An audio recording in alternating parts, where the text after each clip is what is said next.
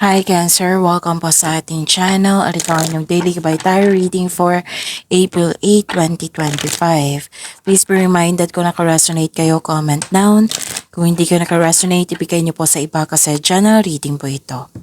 This is for you Cancer ngayong April 8, 2025.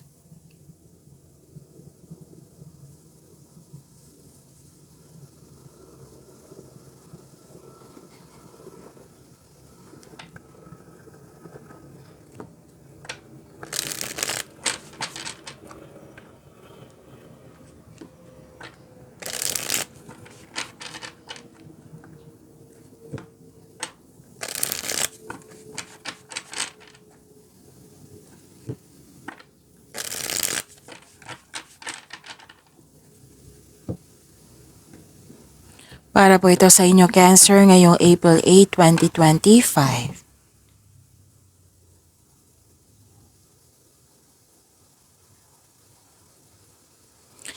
Maraming salamat po sa inyong patuloy na suporta at maraming salamat din po sa mga hindi nag-skip ng ads. Gamitin ang reading na ito bilang gabay lamang sa mga hindi pa nag-subscribe. Subscribe na po kayo at click bell notification para malaman nyo na may bago tayong video. Para sa mga gusto magpa-reading po, may lumabas dyan sa screen nyo ngayon. Panoorin nyo po at sundin ang instruction.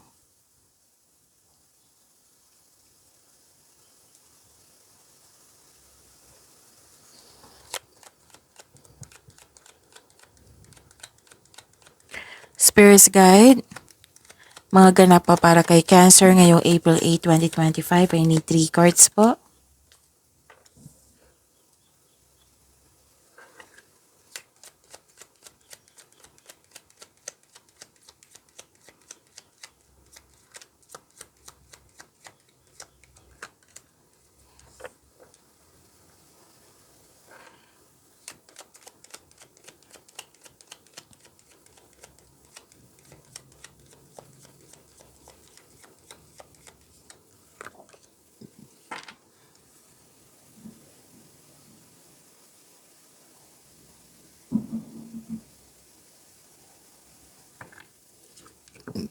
Excuse me.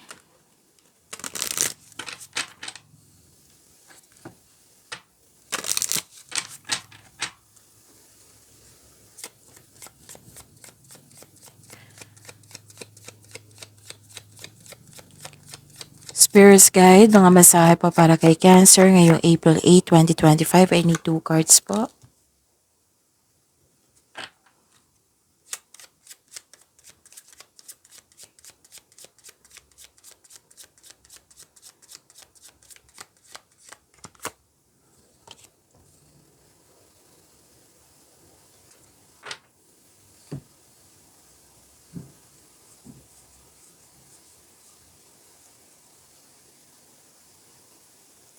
Ngayong April 8, 2025 para po kay Cancer. May parating dito oh. Actually, 2 card po ang nagsabi dito na may parating na malaking pera. Pwedeng dumating na ngayon or parating pa. 2 card ni mismo ha, so claim niyo po, Cancer.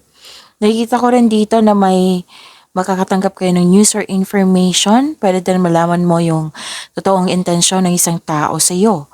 Pwedeng may lakad kayo ngayon, pwedeng may schedule na sa inyong travel or literal na may travel kayo ngayon for new journey, adventure or bakasyon. At bibigyan mo na ng aksyon yung matagal mo ng plano. At wow, this is prosperity. Yun nga, yung sabi ng 2 cards niya na may parating or dumating na malaking pera. This is cash flow, transactions. Pwedeng opportunity na makapagbigay sa iyo ng malaking pera or financial stability. So, claim niyo po ito. Cancer, ang ganda.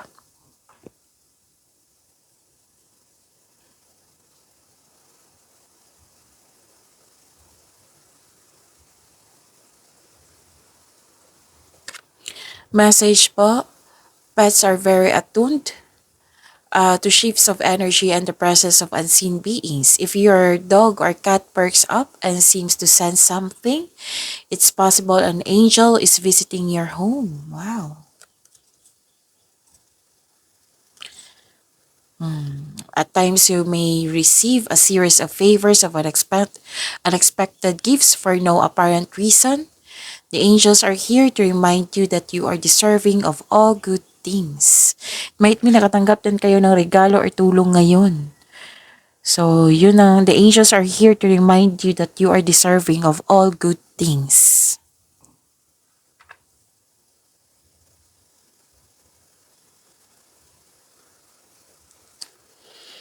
Spirits guide, energy po ni Cancer ngayong April 8, 2025 I need 2 cards po.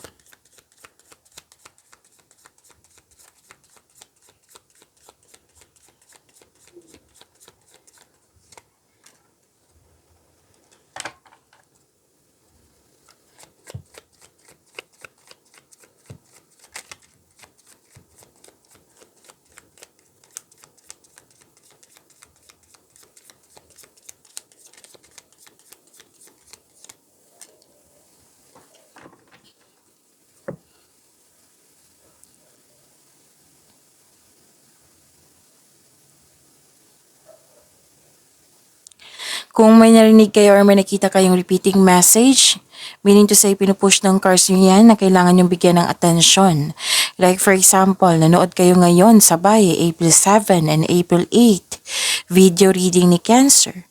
Kung at may napansin kayong repeating message, yan po yung ibig sabihin na pinupush ng cards nyo na kailangan yung bigyan ng atensyon, solusyon at aksyon kung maaari po. Remember Cancer, at the end of the day, alam mo na ikaw lang taong may kakayahan at responsable na gumawa ng sarili mong katotohanan at kinabukasan. So, ano yung energy ni Cancer?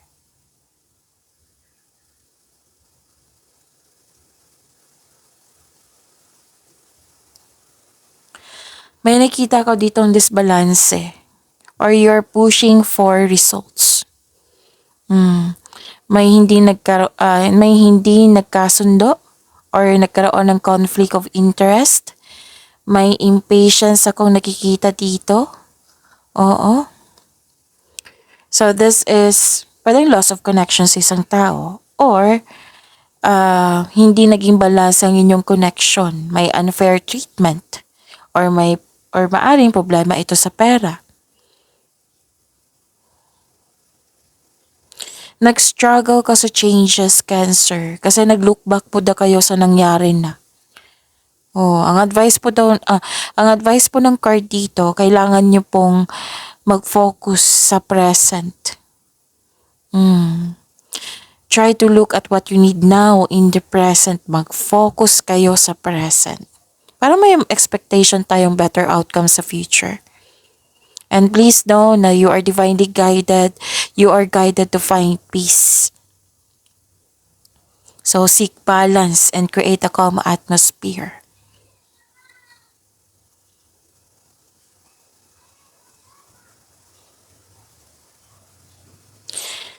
And don't worry kasi nakita ko naman 'di ba may disconnection.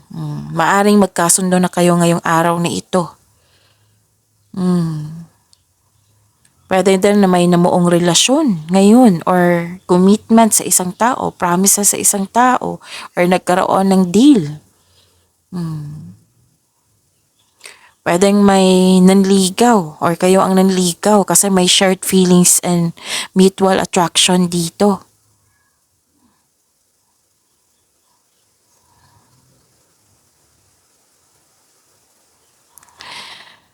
Okay. May nakita naman ako dito ng supportive. Pwede kayo or yung taong yun. So may parating na opportunity dito. Pwedeng trabaho ito or project. Pwedeng business partnership ito or kakapasok sa buhay pag-ibig. Nagkaroon ng relasyon.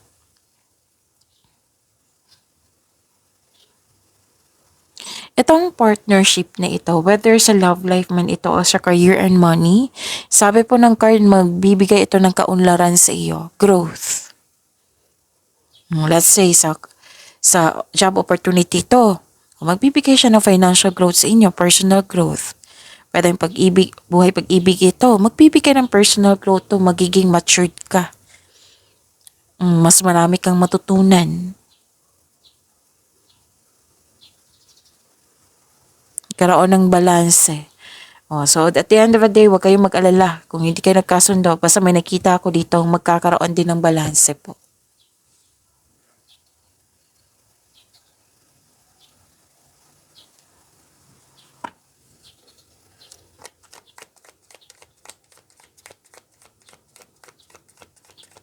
Spirits Guide, Career and Money po na Cancer ngayong April 8, 2025. I need 2 cards po.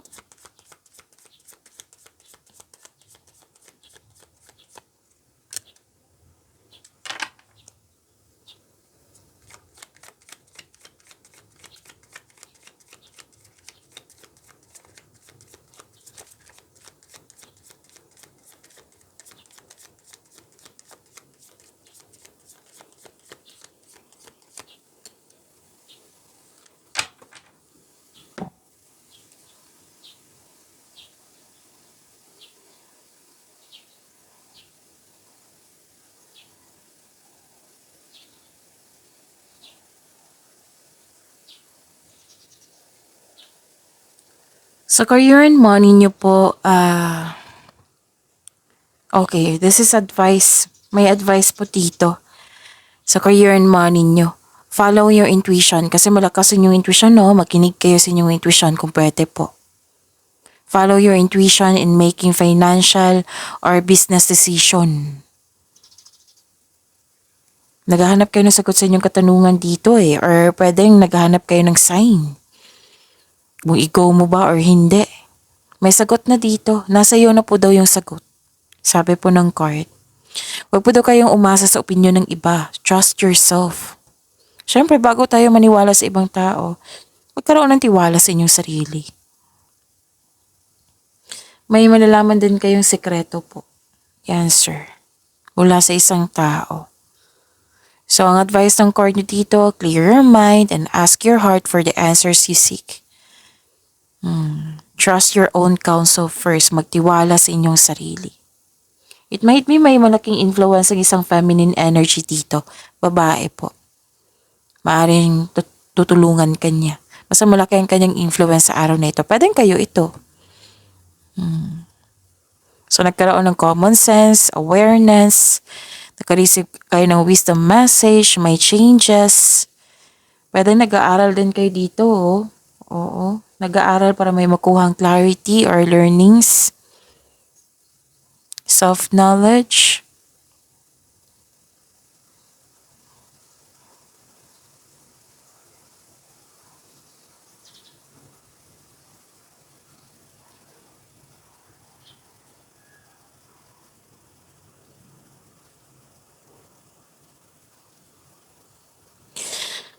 Ang ganda nito. Cancer, wealth and generosity. Yan yung nakikita ko dito. So, this is financial stability. Claim nyo po. Nasabi ko kanina sa oracle cards nyo, lumabas din sa tarot cards nyo dito sa career and money. Pwede din may offer sa inyo na leadership role or leader na kayo ngayon. At napansin yung pagiging mabuti mong leader. Ang pagtaas ng tagumpay, this is victory. Sa kaperahan at katatagan ay nasa iyong kamay na.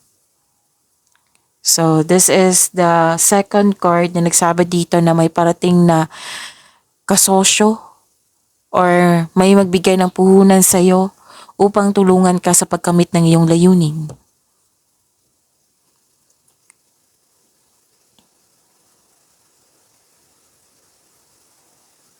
So, ito yung nag-clarify siya dito sa inyong na-receive na tulong or gift. Gift from the universe ito. So, claim niyo po. Cancer, ang ganda. Ang ganda ng career and money niyo po.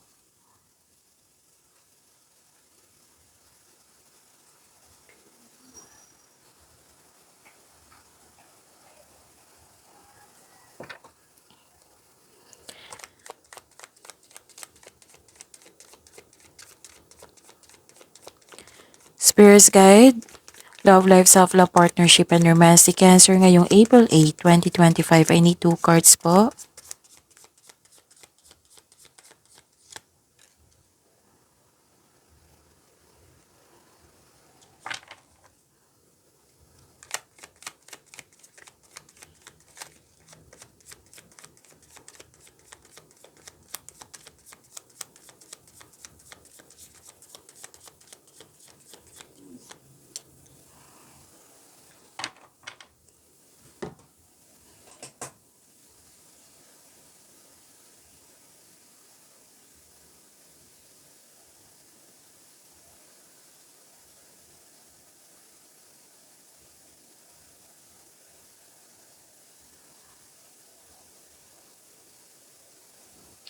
May nakita ko ditong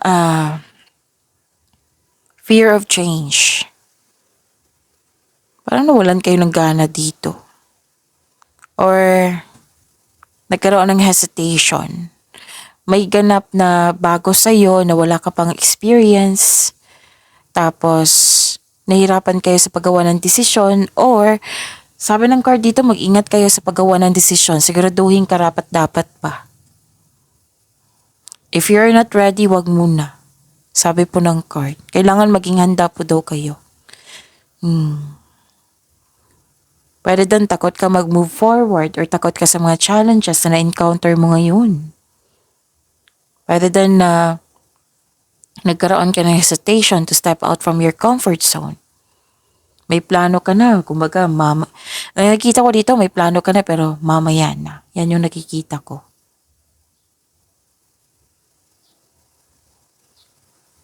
Might be like for example, sa mga single ito, nahihirapan kayo sa magtiwala sa inyong sarili para magtanggap ng bagong pag-ibig, bagong tao, bagong maliligaw. Pwede nagkaroon ng hesitation kayo na pumasok sa buhay ng pag-ibig.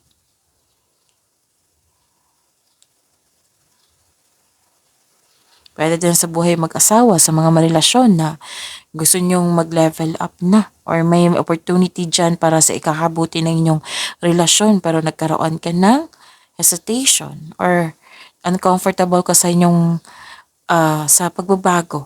Pwede sa pagbabago sa sitwasyon mo ngayon, pagbabago sa inyong ugali, sa kanyang ugali, sa kanyang trato,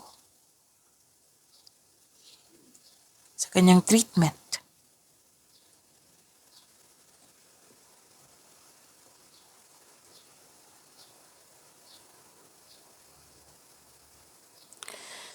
May sabi dito na pwedeng may nakita kasi ako dito na nag-take advantage sa inyong kabaitan, Cancer. Let's say, masyado kang mabait, so nag-take advantage siya, inaabuso ka niya. Kahit alam nyo na hindi na tama, yun nga. May ganap dito na inabuso niya yung kabaitan mo. So, pay attention kasi hindi naman yan nakakabuti. Hindi nakakabuti sa kanya, hindi din nakakabuti sa iyo. Oh, may dito oh. May masunod na tradisyon po. Like for example, pamanihikan ito, kasal ito. Yung traditional sa Pinoy, may masusunod. Let's say,